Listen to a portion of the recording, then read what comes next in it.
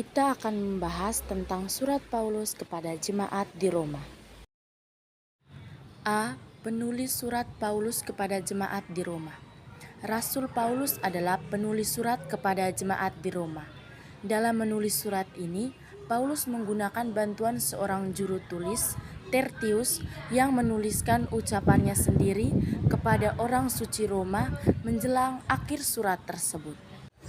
Berikutnya tahun penulisan. Semua pelayaran di Laut Tengah praktis dihentikan setelah tanggal 11 November karena cuaca buruk selama musim dingin dan baru dimulai lagi tanggal 10 Maret setiap tahunnya. Sehingga surat Roma rupanya ditulis sebelumnya, yaitu pada musim gugur tahun 57 Masehi. Robinson meyakini penulisannya pada musim semi antara bulan Maret sampai Juni tahun 57. Pendapat lain memberi perkiraan tahun 53 sampai 54 atau tahun 53 sampai 56. Rencana Paulus sendiri berubah karena ancaman orang Yahudi, sehingga Paulus tidak jadi naik kapal dari Korintus, melainkan berjalan kaki ke Makedonia dan berlayar ke Yerusalem dari Filipi pada musim semi tahun berikutnya. Paulus baru sampai di Roma setelah ditangkap dan diadili di Yudea. Selanjutnya, latar belakang dan tujuan penulisan. Pertama, latar belakang. Surat Roma ini merupakan surat Paulus yang paling panjang, paling teologis, dan paling berpengaruh.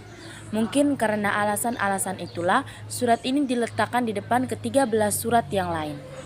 Paulus menulis surat ini dalam rangka pelayanannya, rasulnya kepada dunia, bukan Yahudi. Bertentangan dengan tradisi gereja Katolik Roma, jemaat di Roma tidak didirikan oleh Petrus atau rasul yang lain.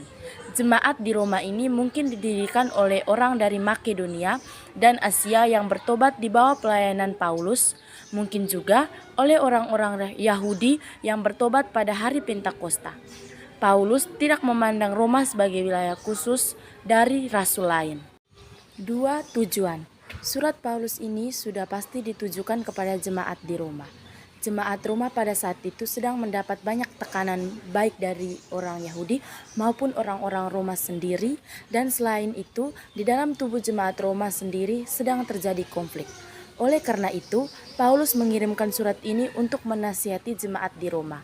Bagaimana seharusnya bersikap terhadap keadaan mereka dan bagaimana sikap mereka kepada pemerintah. Paulus menulis surat ini untuk menjelaskan pengertiannya tentang agama Kristen dan tuntutan-tuntutannya yang praktis untuk kehidupan orang-orang Kristen.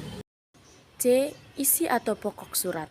Dalam surat Roma ini, Paulus memberikan penjelasan mengenai Injil secara menyeluruh.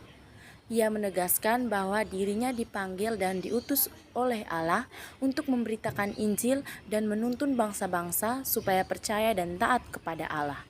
Paulus mendefinisikan Injil sebagai kekuatan Allah. Injil menjadi kekuatan Allah yang menyelamatkan.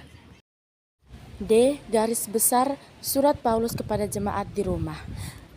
Yang pertama, tema surat Roma. Yang kedua, kita dibenarkan secara cuma-cuma oleh kasih karunia melalui iman.